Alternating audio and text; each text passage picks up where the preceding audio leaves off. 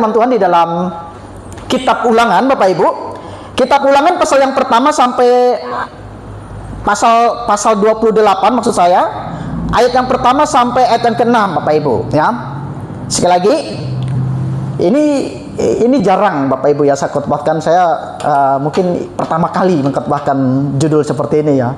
Kita lihat Ulangan pasal 28 ayat 1 sampai ayat yang ke-6. Kalau sudah dapat katakan amin. Oke, kita bacakan firman Tuhan ini bertanggapan ya. Ayat yang pertama, jika engkau baik-baik mendengarkan suara Tuhan Allahmu dan melakukan dengan setia segala perintah yang kusampaikan kepadamu pada hari ini, maka Tuhan Allahmu akan mengangkat engkau di atas segala bangsa di bumi. Silakan. Segala berkat ini yang akan datang kepadamu dan menjadi bagianmu jika engkau mendengarkan suara Tuhan Allahmu. Diberkatilah engkau di kota, diberkatilah engkau di ladang. Silakan. Diberkatilah engkau kandunganmu, hasil binimu dan hasil ternakmu, yakni anak lembu sapimu dan kandungan kambing dombamu. Diberkatilah bakulmu dan tempat adonanmu. Diberkatilah engkau pada waktu masuk dan diberkatilah engkau pada waktu keluar. Ya, Bapak Ibu, perhatikan di ayat yang kedua ya. Ayat yang kedua itu yang menjadi kunci ya. Segala berkat ini akan datang kepadamu dan menjadi bagianmu jika engkau mendengarkan suara Allahmu. Nah, Bapak Ibu, saudara-saudara yang terkasih dalam Tuhan, tadi saya katakan bahwa di tengah-tengah hidup ini tidak menentu ya, seperti itu. Ada begitu banyak kerumitan ya. Ya, saya angkat tema seperti ini Bapak Ibu karena memang Bapak Ibu kalau lihat beberapa media ya, khususnya di Kabupaten Sambas, ini baru-baru Bapak Ibu ya. Kalau tidak salah Jitnyi Samsi 4 kalau tidak salah ya. Gantung DA, kasus bunuh diri seperti itu. Bunuh diri. Dalam arti Bapak Ibu kalau ditanya apakah ada berkat di dalam hidup dia, kenapa dia bunuh diri seperti itu kan? Kenapa hal itu terjadi dalam kehidupan mereka? Pasti ada pergumulan Bapak Ibu. Jadi saya nggak tahu Bapak Ibu ketika saya sampaikan, mungkin tampilkan slide ini. Tampilkan slide berbicara tentang berkat mengikuti ketaatan. Kira-kira yang di benak Bapak Ibu berbicara tentang berkat apa ya? Kira-kira apa Bapak Ibu berbicara tentang berkat? Kerohanian. Ada lagi? Aduh, mungkin uang kali ya. Udah ketentol di situ ya, seperti itu ya. Oh, kalau berbicara berkat contoh pasti uang. Atau berbicara tentang ya mungkin ya apa namanya aset ya, seperti itu. ATM mungkin semakin hari semakin banyak, semua bank udah ada ATM-nya seperti itu ya. Kemudian investasi di tempat-tempat lain mungkin ada. Mungkin kita akan berpikir demikian, itu juga tidak salah Bapak Ibu ya. Tapi yang saya maksud di sini adalah berbicara tentang berkat mengikuti ketaatan. Kenapa hal yang demikian itu terjadi? Tadi saya katakan ada banyak orang yang mungkin kita berharap ya dalam hidup ini. Bapak Ibu, kalau kita yang normal ingat Tuhan seperti itu ya. Bapak Ibu kalau ditanya mau cepat mati atau mau selamanya hidup? Pasti ingin cepat hidup kan? Ingin lama hidup seperti itu. Tapi banyak orang justru orang lain berobat habis-habisan seperti itu ya, memperjuangkan supaya orang yang dicintai itu bisa pulih sembuh seperti itu. Tetapi ada orang yang sungguh pendek cara berpikirnya, sungguh tidak kalau kita berpikir tidak make sense lah seperti itu ya. Tinggal cepat sekali ambil keputusan, misalnya tinggal taruh motor di jembatan Bapak Ibu ya, kemudian yang kemarin lompat ke jembatan, bunuh diri, dia tinggalkan surat seperti itu, dia tinggalkan dompet, dia tulis juga kata-kata seperti itu viral Bapak Ibu. Belum lagi yang kejadian saya katakan tadi, ambil tali gantung diri di pohon mangga, ada juga kemarin. Ada juga yang sudah busuk dapat di dalam rumah. Nah, sedangkan kita misalnya orang gereja, kita berusaha untuk kalau bisa panjang umur kita, amin. Ya betul ya. Kalau boleh kita menjadi orang yang ya semakin hari semakin menjadi berkat bagi banyak orang seperti itu. Tetapi sekali lagi Bapak Ibu, dunia ini memang bisa dikatakan rumit. Ada orang yang cepat ingin mengakhiri hidup di dalam dunia ini, tetapi ada orang yang berjuang untuk bisa hidup seperti itu. Walaupun napas hidup itu dipegang oleh Tuhan, Tapi kita sebagai manusia itu selalu berusaha di dalam kehidupan ini. Nah, Bapak Ibu, berbicara tentang berkat mengikuti ketaatan, ini satu tema yang sangat mudah dipahami, Bapak Ibu ya. Berkat ini selalu berbicara tentang, kalau Bapak Ibu artikan tentang ekonomi, uang itu juga tidak salah, tetapi kesehatan berkat atau bukan, Bapak Ibu? Keluarga damai berkat atau bukan? Berkat ya. Kalau misalnya kita hidup di tengah-tengah dunia ini tidak ada masalah, tidak ada perkelahian, kemudian kita damai-damai saja, tenang seperti itu. Kemudian hati kita dipenuhi dengan sukacita, damai sejahtera. Saya pastikan itu juga berkat dari kehidupan ini. Amin. Bahkan napas kehidupan yang saat ini kita boleh nikmati, Bapak Ibu, itu adalah anugerah daripada Tuhan. Maka malam hari ini saya berbicara tentang berkat mengikuti ketaatan. Berarti ada ketaatan yang harus dilakukan seperti itu. Maka berkat itu mengikuti ketaatan, artinya ketaatan itulah yang akan menghasilkan berkat seperti itu ya. Nah, terkadang di dalam kehidupan kita ini, Bapak Ibu, kita maunya berkat itu kalau bisa sekali doa langsung dijawab seperti itu ya. Tetapi terkadang kita nggak mau mengikuti proses yang Tuhan mau di dalam kehidupan kita.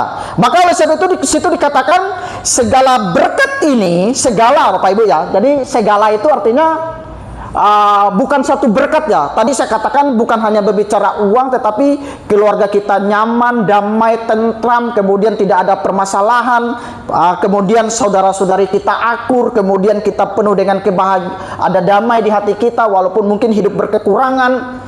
Saya juga katakan itu berkat di dalam kehidupan kita. Maka segala berkat ini akan datang kepadamu dan menjadi bagianmu jika engkau mendengarkan suara Tuhan Allahmu. Itulah yang Musa sampaikan kepada jemaat Israel pada zaman itu, Bapak Ibu. Kita tahu bangsa Israel itu adalah bangsa yang sangat susah pada zaman itu. Kemudian mereka adalah bangsa yang terjajah juga pada zaman itu. Jadi kehidupan mereka itu nggak mudah, Bapak Ibu. Bahkan mereka pernah dibuang oleh Tuhan seperti itu ya.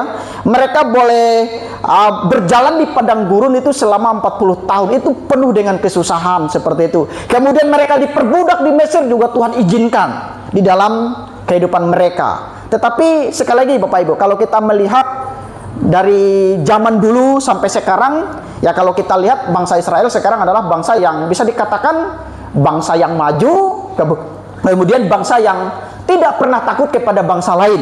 Sehingga kalau kita melihat sekarang bangsa itu adalah bangsa yang betul-betul berdiri kokoh seperti itu. Maka saya katakan berkat mengikuti ketaatan. Nah, Bapak Ibu kalau ingat cerita ini ya, apa yang dibayangkan Bapak Ibu? Ini cerita Petrus ya. Petrus itu kan awalnya penjala ikan seperti itu ya. Di situ dikatakan di dalam cerita Petrus, saya secara singkat ya mengatakan bahwa sepanjang malam Petrus itu mencari ikan ya. Dia mencari ikan, dia menjala ikan seperti itu. Tetapi Bapak Ibu, yang kita baca dalam firman Tuhan adalah sepanjang malam itu pun dia tidak mendapatkan apa-apa ya. Satu pun ekor pun nggak ada. Perahunya itu nggak ada isinya seperti itu. Tetapi pada waktu itu ketika Yesus perintahkan, ayo tebarkan jalamu. Dan ketika dia mendengarkan suara Tuhan, mendengarkan perkataan Tuhan, apa yang terjadi Bapak Ibu? Memang yang nggak masuk logika kita ya, nggak masuk akal kita, Tuhan sediakan bagi Petrus. Maka kalau kita lihat di cerita Petrus itu, dia sampai bawa temannya, kemudian perahunya hampir tenggelam karena banyaknya ikan, seperti itu. Jadi saya mau katakan di dalam kehidupan kita ini Bapak Ibu, walaupun kita misalnya banting tulang ya, atau menguras pikiran untuk mencari kekayaan dalam hidup ini ya, kalau Tuhan nggak sertai agak susah. Maka tujuan jemaat Tuhan itu, saya mau katakan tujuan kita hidup itu bukan tujuannya itu menjadi kaya atau mencari uang seperti itu. Kalaupun kita diberkati oleh Tuhan, uang itu bisa jadi alat bagi kita. Amin. Tapi bukan tujuan hidup kita. Uang itu hanya bisa jadi alat bagi kita untuk memproses hidup kita di tengah-tengah dunia ini, tetapi bukan menjadi tujuan utama di dalam kehidupan kita. Nah, itu yang saya mau tekankan kepada kita. Maka Bapak Ibu, pendahuluan saya mau katakan kepada kita ini, Setiap orang tentu menginginkan berkat ya, hidup yang tenang, keluarga yang diberkati, pekerjaan yang berhasil, pelayanan yang bertumbuh. Nah ini kalau Bapak Ibu tanya, contoh pengen nggak lihat gereja ini penuh kursi itu misalnya? Pengen Bapak Ibu, tapi apa boleh buat seperti itu ya? Yang doa misalnya hanya 8 orang, 7 orang biasa datang seperti itu ya. Nah tanpa kekuatan doa kita bersama Bapak Ibu, tanpa kekuatan kita bersama, ya sulit juga seperti itu. Maka saya mau katakan kepada kita, kemudian dan masa depan yang baik. Banyak orang mengejar berkat tetapi sering kali lupa bahwa jalan menuju berkat adalah ketaatan kepada Tuhan, Bapak Ibu.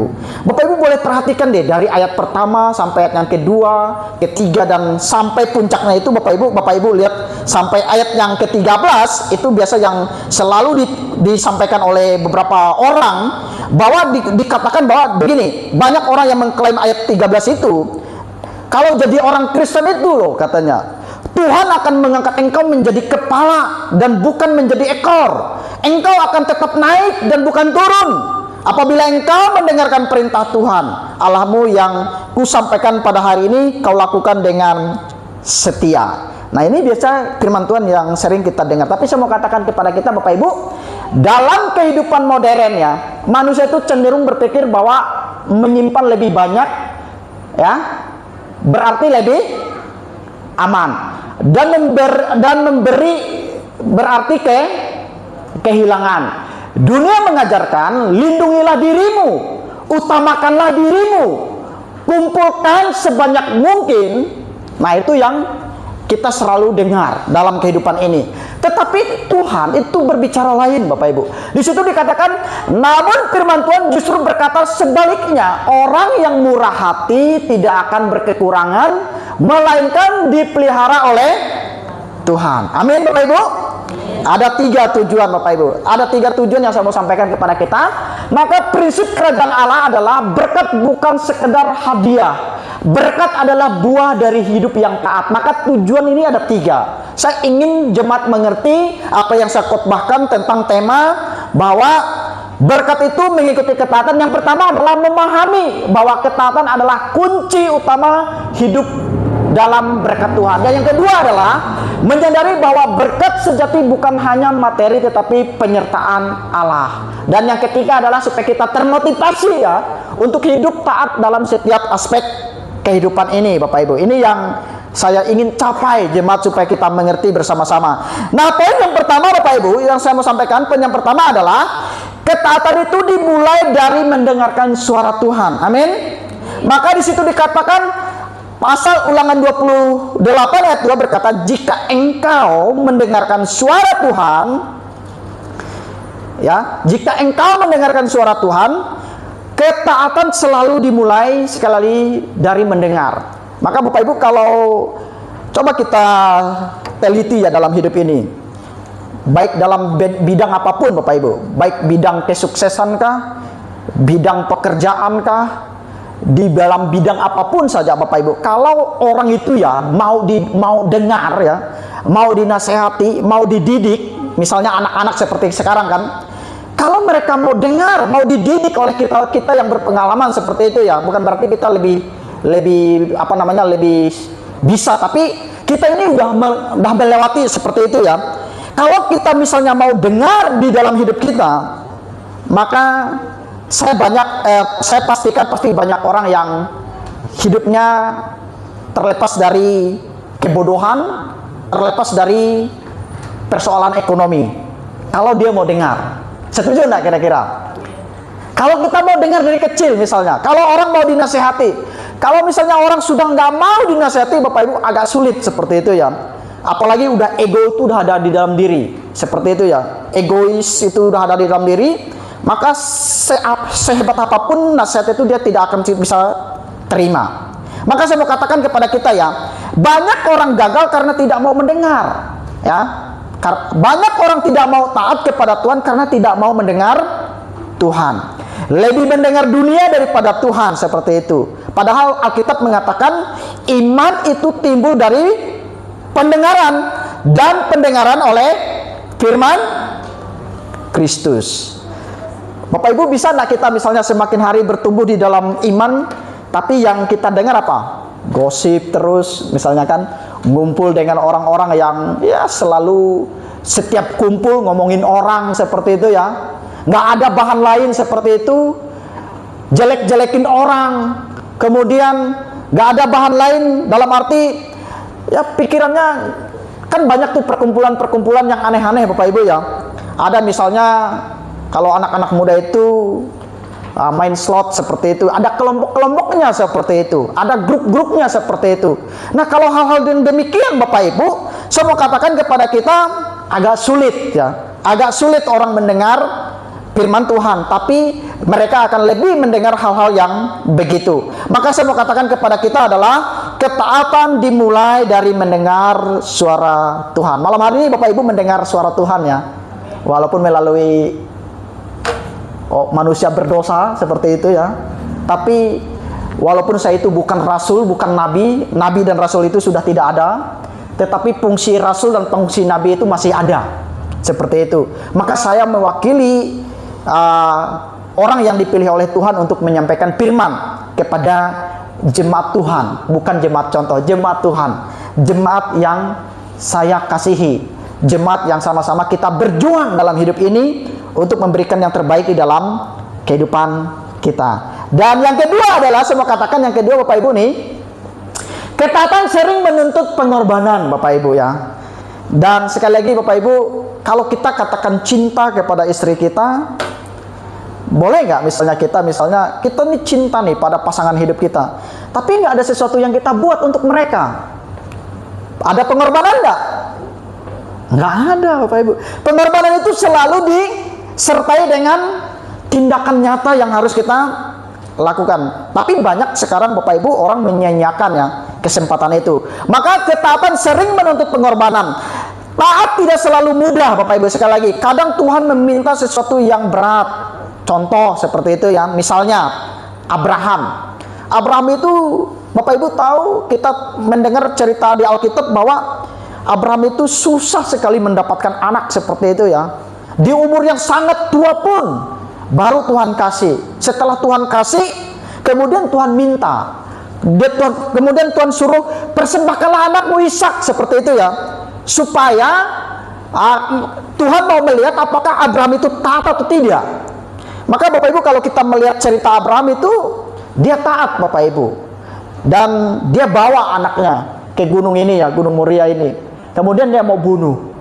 Tapi tiba-tiba malaikat Tuhan berkata, Abraham, jangan kau bunuh anak itu. Tetapi disediakan ada seekor lembu atau domba seperti itu yang tersangkut, itulah yang disembelih seperti itu. Nah, saya mau katakan di dalam ilustrasi Bapak Ibu ya, seorang pasien harus taat pada resep dokter.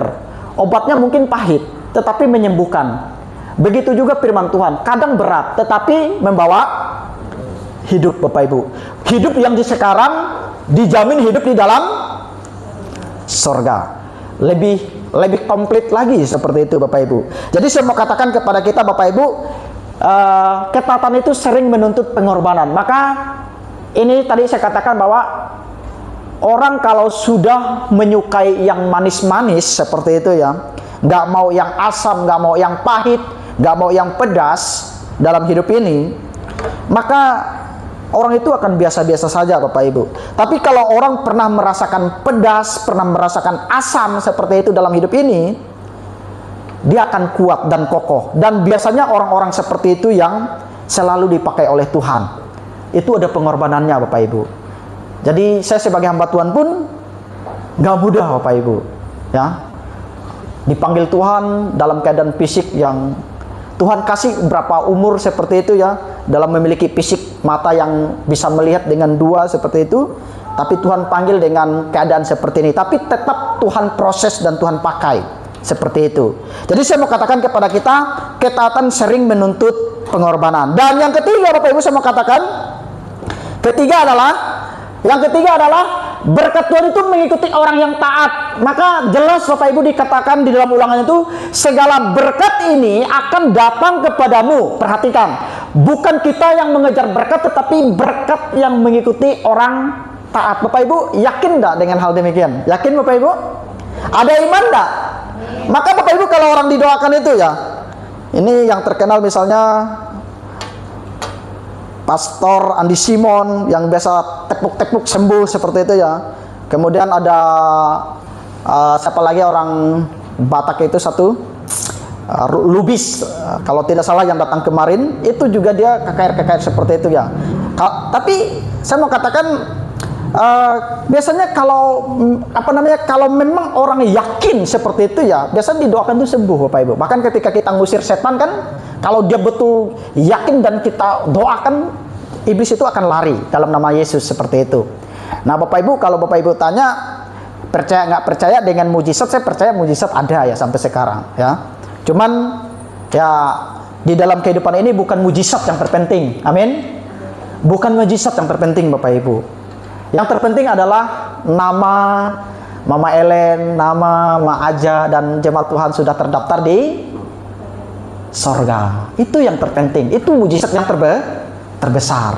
Hidup ini berapalah Bapak Ibu ya.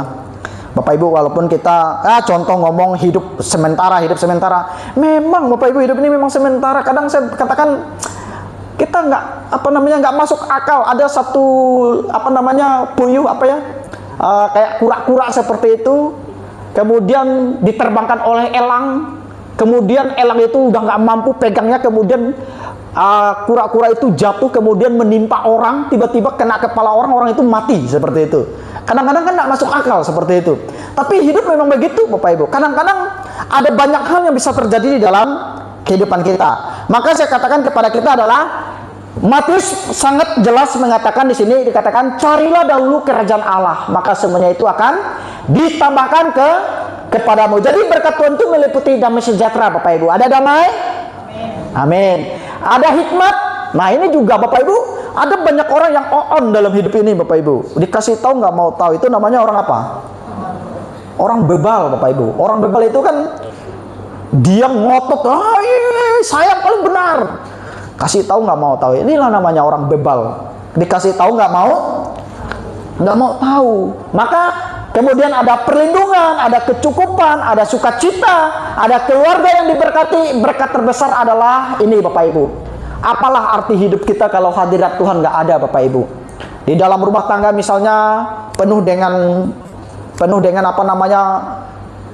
pertengkaran, penuh dengan ketidakdamaian. Kemudian segala sesuatu yang kita jalani kok rasanya nggak nyaman, nggak damai seperti itu. Kok rasanya hidup kita khawatir terus. Kok pikiran kita rasanya tujuannya ingin terus menjadi orang kaya, tapi kita nggak bisa kaya kan? Apa nggak pusing kepala kita? Kita nggak cukup dengan diri kita seperti itu. Dan saya mengajarkan jemaat menikmati, bersyukur, dan selalu dalam arti mencukupkan diri dalam penyertaan Tuhan. Maka kalau disertai hadirat Tuhan, apapun yang terjadi dalam hidup kita ini Bapak Ibu, kita akan berjalan dengan sukacita bersama dengan Tuhan. Ini yang ketiga. Dan yang keempat, ketaatan itu membuka warisan bagi generasi berikutnya. Artinya Bapak Ibu yang punya anak ya, punya cucu, doakan contoh ya, yang sampai saat ini juga bergumul ya Bapak Ibu. Bukan berarti kutukan Bapak Ibu ya ketika nggak punya anak seperti itu ya. Saya juga berjuang seperti itu ya. Tapi semua katakan ketaatan membuka itu warisan bagi generasi berikutnya. Maka ketaatan tidak hanya berdampak pada kita, tetapi juga pada anak cucu. Ia akan berpegang pada perjanjian dan kasih setianya sampai kepada 1000 keturunan. Maka dalam arti tokoh iman Nuh ya, taat membangun bahtera. Karena ketaatan Nuh, seluruh keluarganya diselamatkan. Bapak Ibu, saya kasih pertanyaan begini Bapak Ibu. Makanya Bapak Ibu, ini bukan cerita dongeng ya, bukan cerita mitos atau cerita fiksi seperti itu. Kalau misalnya nih kita kumpul-kumpul misalnya di surga ya, kemudian kita nggak lihat keluarga kita yang kita cintai, gimana lah perasaan kita nanti ya? Bapak Ibu bayangin nggak? Saya Bapak Ibu agak berpikir begini ya, kalau misalnya nanti ya, seandainya kan kita nggak tahu ya, apakah kita nanti jangan bayangkan kita itu satu keluarga, satu rumah ya seperti itu ya. Tapi mungkin saling mengenal iya. Saling mengenal mungkin iya di surga nanti. Tapi saya mau katakan begini. Kalau kita saling mengenal ya, lalu kita orang yang paling mungkin kita pernah betul-betul cintai di dalam hidup. Pasangan kita lah misalnya, saya punya istri misalnya, lalu nggak ada ibu di sana. Padahal dia melayani sama-sama seperti itu. Ternyata dia hatinya nggak sungguh-sungguh kepada Tuhan. Seperti itu misalnya. Kira-kira apa yang dibayangkan Bapak Ibu? Saya nggak bisa berkata-kata Bapak Ibu. Maka itulah keselamatan itu adalah anugerah. Maka Bapak Ibu jangan sia-siakan anugerah yang kita lihat. Kita nonton satu video Bapak Ibu supaya kita diingatkan. Next, boleh tampilkan satu video ini. Tuhan kira-kira